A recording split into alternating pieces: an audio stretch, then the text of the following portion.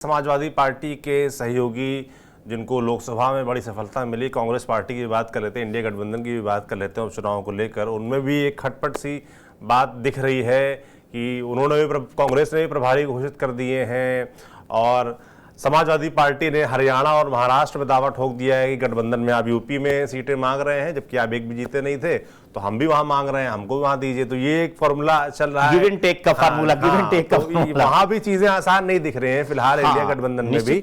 और अखिलेश यादव ने जो हरियाणा और महाराष्ट्र में दावा ठोका है वो कुछ एक खास समीकरण को देखते हुए दावा ठोका है। वो क्या समीकरण है, क्या स्ट्रेटजी अखिलेश यादव को बताइए। देखिए, एक तो आपने जो कहा कि उत्तर प्रदेश में बाईपोल को लेके कांग्रेस ने अपनी कमेटी बनाई थी, प्रभारी नियुक्ति किए थे, उनकी रिपोर्ट आ गई, उन्होंने अपनी रिपोर्टें सौंप दी हैं। उस रिपोर्ट के आधार पे कांग्रेस ने अपने उसमें कहा है कि हम उनके रिपोर्ट में 5 सीटों पर डिमांड कर रहे हैं कि 5 सीटें 10 में से 50-50 का फार्मूला कर रहे हैं कि 5 सीटें वो हैं जो सपा के एमएलए जहां नहीं थे, जहां पे अपोजिशन या रेड्डी के एमएलए हैं या जहां पे बीजेपी के एमएलए या निषाद पार्टी, उन 5 सीटों को क्लेम कर रही है। और सपा इस बात को 2 सीटें छोड़ने के लिए तैयार है, लेकिन उसके बदले भी वो सीट चाहती है। वो एक सीट उनके लिए जो है वो गाजियाबाद की सदर सीट है, दूसरी सीट उनको खैर देना चाहती है या फिर मंझुआ सीट। आप इसमें मंझुआ सीट भी अब नहीं देना चाहती है, खैर सीट तक ही बात है कि आप खैर सीट ले लीजिए और गाजियाबाद। लेकिन कांग्रेस का कहना है कि हमें मीरापुर दीजिए, खैर दीजिए, गाजियाबाद दीजिए और मंझुआ सीट दीजिए, या मंझुआ से फूलपुर सीट पे भी कांग्रेस जो है क्लेम कर रही है कि वह नेहरू की सीट रही है, गांधी की सीट रही, इसलिए हमें वो सीट भावनात्मक जुड़ाव बताया जा रहा है। तो सपा भी अब उसके बदले, सपा कह रही है हम उत्तर प्रदेश में आपको बाईपोल में सीट देने के तैयार हैं, लेकिन आप हमें महाराष्ट्र में, हमें हरियाणा में, हमें जम्मू कश्मीर में सीट दीजिए। उन्होंने जो सीटों का आप अभी बात कर रहे थे, ये अखिलेश यादव ने इस बात को बाखूबी समझा है। हरियाणा में पिछला भी चुनाव लड़ी थी, सपा खाता नहीं खोल पाई थी। महाराष्ट्र में पिछली बार भी चुनाव लड़ी थी और वहां 3 सीटों पर लड़ी थी, 2 जीती थी, 7 सीटों पर चुनाव लड़ी थी, 2 जीती थी। 0.22% जो है उसको वोट मिला था, यानी कि 1/4% भी, मतलब अगर 25 मतलब माना जाए तो वो भी 1 का 1/4 भी वोट % नहीं मिला था। हरियाणा में बीजेपी चुनाव लड़ी थी, समाजवादी पार्टी चुनाव लड़ी थी, खाता नहीं खोल पाई थी। मध्य प्रदेश में भी चुनाव लड़ी थी और पहले तो उम्मीद थी कि 2023 में कि कांग्रेस का अलायंस करके लड़ेगी, बातचीत हो रही थी। अखिलेश यादव ने कहा भी था कि कांग्रेस ने उनको धोखा दिया, चुनाव लड़ी और लेकिन एक भी सीट नहीं जीत पाई। एक सीट जो सपा की जीती हुई थी वो भी हार गई। जम्मू कश्मीर में भी इस बार चुनाव लड़ने की स्ट्रेटजी है। इस बार कांग्रेस समाजवादी पार्टी को यह लग रहा है कि जिस तरह से उत्तर प्रदेश में नतीजे आए हैं, उसकी जो छवि जो है भाजपा और कांग्रेस के बाद तीसरी सबसे बड़ी पार्टी के आधार पे है। सबसे ज्यादा उसको तीसरी पार्टी पे सांसद हैं, वोट भी उसको मिले हैं, तो उनको लग रहा है कि राष्ट्रीय फलक पे जो छवि बनी है उसको क्यों ना राष्ट्रीय फलक की छवि को राष्ट्रीय पार्टी के दर्जे के तौर पे हम तब्दील कर देंगे। लेकिन उसको करना कितना मुश्किल है, क्योंकि आपको अगर लोकसभा चुनाव में 3 राज्यों में अगर 2% के आसपास वोट मिलते हैं तभी आप राष्ट्रीय पार्टी बन सकते हैं। उत्तर प्रदेश से बाहर समाजवादी पार्टी कोई वोट मिला नहीं। राज्यों में अगर विधानसभा चुनाव है तो 4 राज्यों में 6% से ज्यादा वोट मिलना चाहिए, तभी आप राष्ट्रीय पार्टी बन सकते हैं। उत्तर प्रदेश में समाजवादी पार्टी के पास ये पूरी शर्तें जो हैं वो मिलती हैं उत्तर प्रदेश में, लेकिन उत्तर प्रदेश के बाहर 3 राज्यों में उसको ये फुलफिल करना है। तो अब उत्तर प्रदेश फिल करना है, तो उसने सबसे ज्यादा फोकस किया है कि क्यों ना हम मुस्लिम बहुल इलाकों में फोकस करें। और जिस तरह की चुनाव हो रहे हैं, सीधे चुनाव या सपा या मतलब जीतने वाले कोड कर रहे हैं या हारने वाले कोड कर रहे हैं। मुस्लिम मतदाता जहां जहां बीजेपी उसके खिलाफ है, बीजेपी के खिलाफ वोटिंग पैटर्न दिख रहा है, तो उनको लग रहा है कि अगर हम अलायंस का हिस्सा बनते हैं, मुस्लिम बहुल इलाकों में सीटें आती हैं, तो कहीं ना कहीं हमारी सीटें जीतने में कामयाब रहेंगी, वोट परसेंटेज भी सपा का बढ़ेगा।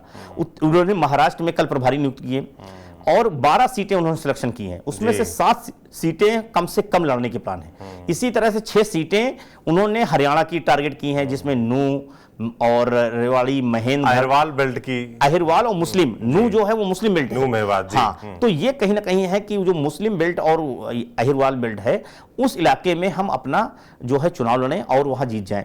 और अखिलेश यादव की जिस तरह से छवि बदली है उससे यादव में आई है, लेकिन वो क्या यादव, क्योंकि हरियाणा का यादव उत्तर प्रदेश के यादव में जमीन आसमान का अंतर है, तो इसीलिए वो ज्यादातर फोकस भी कर रहे हैं। मध्य प्रदेश में भी वो यादव बेल्ट में चुनाव लड़े थे, लेकिन क्या हंस रहा है वो सामने है। और अभी राजस्थान में बाई चुनाव हुए थे, राजस्थान में भी उन्होंने अरवल के इलाका जो खासतौर से मेवात का हिस्सा ही माना जाता है राजस्थान में, उस इलाके में भी वो चुनाव लड़े थे और नतीजे सपा के खिलाफ रहे। तो वो लग रहा है कि जो उत्तर प्रदेश से बाहर के जो यादव है वो सपा को अभी स्वीकार नहीं कर रहा है, लेकिन मुसलमानों में ये आसानी से हो सकता है, क्योंकि इन राज्यों में जो यादव मतदाता है, चाहे वो हरियाणा हो या मध्य राजस्थान हो या फिर और जगह देख लीजिए, वहां पर वो बीजेपी के साथ मजबूती से खड़ा हुआ है, तो यादव आ नहीं रहा, तो उनको लग रहा है कि मुस्लिम वोट है जो बीजेपी के खिलाफ आ सकता है।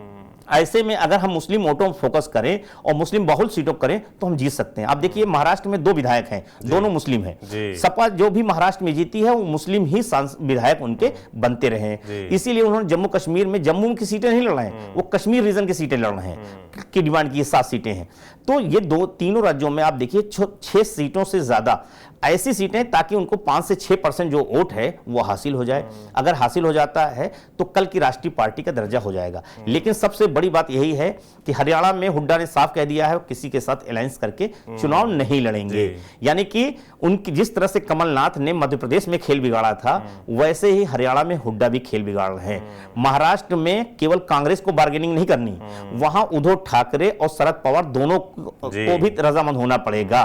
जम्मू कश्मीर में भी यह स्थिति है कि नेशनल कॉन्फ्रेंस को भी और लेफ्ट को भी एग्री होना पड़ेगा कि सपा को सीटें देंगे कि नहीं। वहां 90 सीटें हैं, 7 सीटें अगर सपा को दे देंगी तो किस सीटों पे वो लड़ेगी, जबकि नेशनल कॉन्फ्रेंस और सपा के बीच कांग्रेस के बीच में सीट शेयरिंग फार्मूला हो चुका है। अब वहां पे वो मुस्लिम सीटों पे अकेले चुनाव लड़ने कश्मीर में है। महाराष्ट्र में अभी भी दबाव की पॉलिटिक्स हो रही है, यहां तक कि अबू आसिम आजमी ने साफ तौर पर कह दिया है कि हम अगर हमें सीटें नहीं दी गई तो हम कई सीटों पे 100 सीटों पे खेल बिगाड़ने की ताकत रखते हैं। यानी कि वो कांग्रेस को साफ और संदेश दे रहे हैं कि आप अगर हमें सीटें नहीं देंगे तो हम आपके खिलाफ लड़ेंगे और हरा देंगे। उन्होंने बाकायदा सीटों का सिलेक्शन कर लिया है, मुंबई की हैं, भिवंडी की हैं और खास तौर से थाने के इलाके की जो मुस्लिम बहुल सीटें हैं, औरंगाबाद की सीटें हैं, उन सीटों पर चुनाव लड़ने का है। तो यानी कि एक तरह से समाजवादी पार्टी जिन सीटों पे फोकस कर रही है वो मुस्लिम सीटों पे है, क्योंकि उनको लगता है उत्तर प्रदेश में जिस तरह से मुस्लिम मतदाता हमारे साथ मजबूती से खड़ा है और जिस तरह से देश के अलग अलग हिस्सों में मुस्लिम मतदाता जो है बीजेपी के खिलाफ वोटिंग पैटर्न कर रहा है, ऐसे में हम जाएंगे तो मेरे साथ भी जुड़ सकता है और अगर जुड़ता है तो जो राष्ट्रीय पार्टी के दर्जे का सपना का है जो मुलायम सिंह यादव के दौर से चला रहा है वो सपना साकार हो सकता है। तो इसीलिए अखिलेश यादव की पूरी रणनीति जो है वो मुस्लिम वोटों पे है। लेकिन समस्या यही है कि जो उत्तर प्रदेश से बाहर का मुस्लिम मतदाता है वो समाजवादी पार्टी की तुलना में कांग्रेस के साथ रहना ज्यादा पसंद कर रहा है, क्योंकि बाकी जिन राज्यों में हम बात कर रहे हैं चाहे वो कश्मीर हो या हरियाणा हो या फिर महाराष्ट्र हो, यहाँ पे मुस्लिम मतदाताओं का झुकाव कहीं ना कहीं कांग्रेस की तरफ दिखा है और जब तक कांग्रेस तैयार नहीं होगी तब तक सपा के लिए स्पेस बन नहीं पाएगा।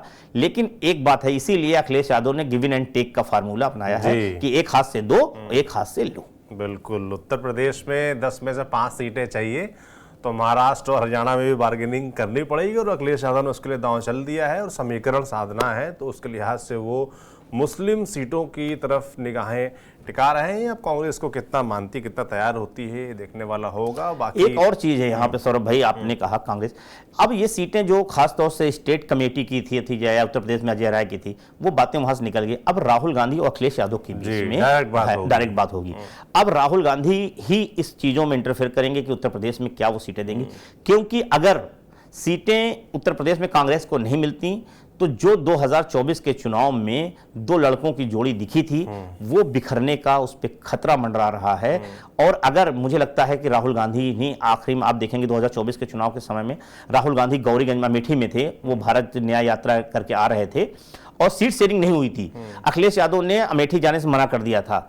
उस वक्त मैं आपको बता रहा हूं कि मल्लिकार्जुन खड़गे को राहुल गांधी का जल्दी से आप जाइए उस सीटों का फाइनल कीजिए और आनंद फानन में जो सीटें दे रहे हैं अखिलेश यादव उस पर एग्री हुई है और 17 सीटें उस वक्त दी। 17 सीटें वो थी जहां पे समाजवादी पार्टी कभी 40 साल से नहीं जीती, कभी 30 साल से नहीं जीती और सपा का कोई आधार नहीं था। उन सीटों को अखिलेश यादव ने दिया था और कांग्रेस ने उस समय जहर का घूंट पी के समझौता कर लिया था। लेकिन आज स्थिति बदल चुकी है, कांग्रेस 6 सीटें जीत चुकी है। कांग्रेस कांग्रेस उत्तर प्रदेश में उस समय अपनी सियासी ताकत को भी नहीं समझ पाई थी, लेकिन आज कांग्रेस समझ रही है। और कांग्रेस देखिए लगातार एक्टिव है, राहुल गांधी लगातार उत्तर प्रदेश के दौरे कर रहे हैं। हर दौरे उत्तर प्रदेश में इतने दौरे मुझे लगता है मतलब 5 महीने में वो 6 से 7 दौरे कर चुके हैं। सामाजिक न्याय जो कांग्रेस सपा का मुद्दा हुआ करता था, ओबीसी दलित ओबीसी पॉलिटिक्स, उसको राहुल गांधी हाईजेक कर लिए हैं। वो सामाजिक संविधान सम्मेलन कर रहे हैं, सामाजिक न्याय सम्मेलन कर रहे हैं।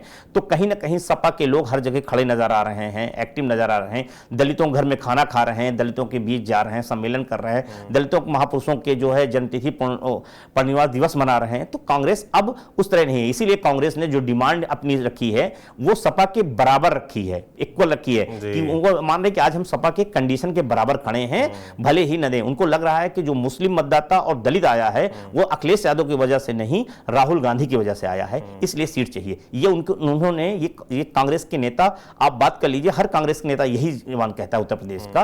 तो अखिलेश यादव और ये बात मान रहे हैं। तो मुझे लगता है कि अब राहुल गांधी का इंटरफेयर जैसे लोकसभा चुनाव में दिखा था वैसे ही दिखेगा, तभी कोई फार्मूला दोनों के बीच में निकल सकता है। बिल्कुल।